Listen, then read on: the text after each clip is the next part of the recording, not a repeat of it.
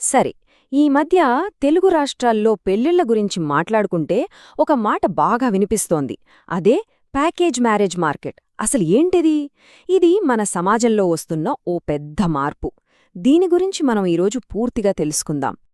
ఇంతకే అసలు ప్రశ్న ఏంటంటే, ఒకప్పుడు రెండు కుటుంబాల కలయక అనుకున్న పెళ్లి ఇప్పుడు జస్ట్ ఒక బిజినెస్ డీల్లా మారిపోయిందా? జీతాలు, హోదాలే పెళ్లికి కొలమానమా? ఓకే, ఈ టాపిక్ను మనం 5 భాగాలుగా చూద్దాం. ఫస్ట్, ఈ ప్యాకేజీ మ్యారేజ్ మార్కెట్ అంటే ఏంటో చూద్దాం. ఆ తర్వాత డిమాండ్ ఎలా ఉంది, దాని వెనుకున్న 3 రెట్ల ఫార్ములా ఏంటి, అసలు తల్లిదండ్రులు ఎందుకిలాంటి అంచనాలు పెట్టుకుంటున్నారు, దీనివల్ల నిజంగా బాధితులెవరు, చివరగా ఇది ఎంత డేంజరస్ ట్రెండో చర్చిద్దాం. సరే, మొదటి భాగంలోకి వెళ్ళిపోదాం.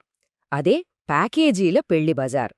ఇక్కడ పేరులోనే ఉంది, డబ్బుకే మొదటి ప్రాధాన్యం, వ్యక్తిత్వానికి కాదు.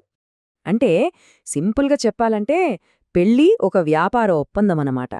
ఇద్దరు మనుషులు వాళ్ల జీవితాల్ని పంచుకోవడం కంటే 2 ఫినాన్షియల్ ప్రొఫైల్స్ను మ్యాచ్ చేసే డీల్లాగా తయారైంది. ఇక్కడే అసలు సమస్య మొదలవుతుంది. చూడండి, ఎంతో మంచి వ్యక్తిత్వం, బాధ్యత అన్నీ ఉంటాయి. కాని ఒక్కటే సమస్య, హైయెస్ట్ శాలరీ ప్యాకేజ్ లేదు. అంతే. ఆ ఒక్క కారణంతో చాలామంది మంచి అబ్బాయిల్ని రిజెక్ట్ చేసేస్తున్నారు. సరే, ఇప్పుడు ఈ మార్కెట్లో ఒక రూల్ నడుస్తోంది. ఎక్కడా రాసిపెట్టలేదు కాని అందరూ ఫాలో అవుతున్నారు. అదే 3 రెట్ల ఫార్ములా. ఏంటిది? ఇక్కడ చూడండి, ఈ అంచనాలు ఎలా ఉన్నాయో షాకింగ్గా అనిపించొచ్చు. ఫర్ ఎగ్జాంపుల్, అమ్మాయి సంవత్సరానికి 5 లక్షలు సంపాదిస్తుంటే అబ్బాయి జీతం ఎంత ఉండాలట? కనీసం 15-20 లక్షలు. అంటే అమ్మాయి జీతానికి సమానంగా ఉంటే సరిపోదు, దానికంటే కొన్ని రెట్లు ఎక్కువ ఉండాల్సిందే. అందుకే దీన్ని 3x అని సింబాలిక్గా చెప్తున్నాం. అమ్మాయి జీతానికి కనీసం 3 రెట్లు అబ్బాయి జీతం ఉండాలనేదే మినిమం ఎక్స్పెక్టేషన్ అయిపోయింది. ఇదే ఈ ప్యాకేజీ మార్కెట్ వెనుకున్న అసలు సూత్రం. ఇది జీతంతోనే ఆగట్లేదు, జాబ్ టైప్ను కూడా ఒక ఫిల్టర్లా వాడుతున్నారు. గవర్నమెంట్ జాబ్ ఓకే, పెద్ద ఎంఎన్సీలో సాఫ్ట్వేర్ జాబ్ ఇంకా బెటర్. అదే చిన్న కంపెనీలో పనిచేస్తున్నా, వేరే రంగాల్లో ఉన్నా వాళ్ళని అసలు పట్టించుకోవట్లేదు, పక్కన పెట్టేస్తున్నారు. మంచిది. ఇంతకీ ఎందుకిలా జరుగుతోంది? ఈ అంచనాలు ఇంతలా పెరిగిపోవడానికి కారణాలేంటి చూద్దాం. చూడండి, ఏ తల్లిదండ్రులైనా తమ కూతురు సుఖంగా ఉండాలనే కోరుకుంటారు, కరెక్టే. కాని ఇప్పుడు ఆ కోరిక సౌకర్యం అనే లెవెల్ దాటిపోయి లగ్జరీ వైపు వెళ్ళిపోయింది. పెళ్లైన వెంటనే ఫ్లాట్ ఉండాలి, కారుండాలి, ఫారిన్ ట్రిప్స్కి తీసుకెళ్లాలి, ఇలాంటి డిమాండుల లిస్ట్ చాలా పెద్దది. ఈ మార్పుని ఈ స్లైడ్ చాలా క్లియర్గా చూపిస్తోంది. ఒకప్పుడు మా అల్లుడు చాలా మంచివాడు అని గర్వంగా చెప్పుకునేవాళ్లు. కాని ఇప్పుడు ఆ గర్వం ఎలా మారిందంటే, మా అల్లుడు ఫలానా ఎంఎన్సీలో మేనేజర్ అని చెప్పుకోవడంలో కనిపిస్తోంది. అంటే విషయమేంటంటే, ఈ కొత్త పెళ్లి మార్కెట్లో హీరో అబ్బాయి కాదు, అతని పే స్లిప్.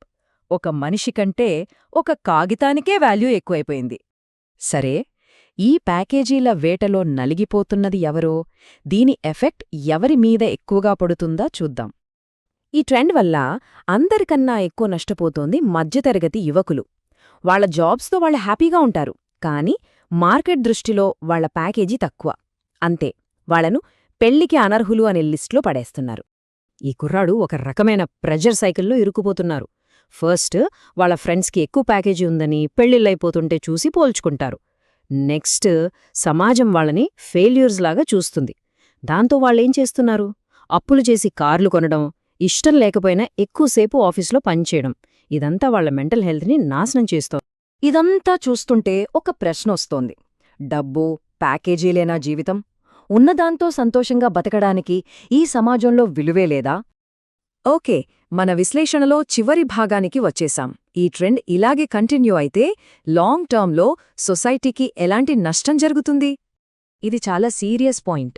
కేవలం డబ్బు, హోదా చూసి చేసుకున్న పెళ్లిళ్లు నిలబడట్లేదు. చిన్న సమస్య రాగానే విడిపోతున్నారు. పెరుగుతున్న విడాకుల కేసులే దీనికి నిదర్శనం. ఆర్థిక పునాదుల మీద కట్టిన బంధాలు అంతే వీక్గా ఉంటున్నాయి. ఫైనల్గా ఈ విశ్లేషణలో మనం గుర్తుపెట్టుకోవాల్సిన ఒకే ఒక మాట, లక్షలు సంపాదించేవాడికంటే లక్షణంగా చూసుకునేవాడు బెటర్.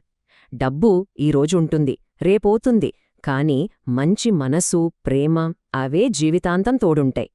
మరి ఈ ప్యాకేజీల ట్రెండ్ ఇలాగే పెరిగిపోతే అసలు పెళ్లి అనే బంధం భవిష్యత్తేంటి?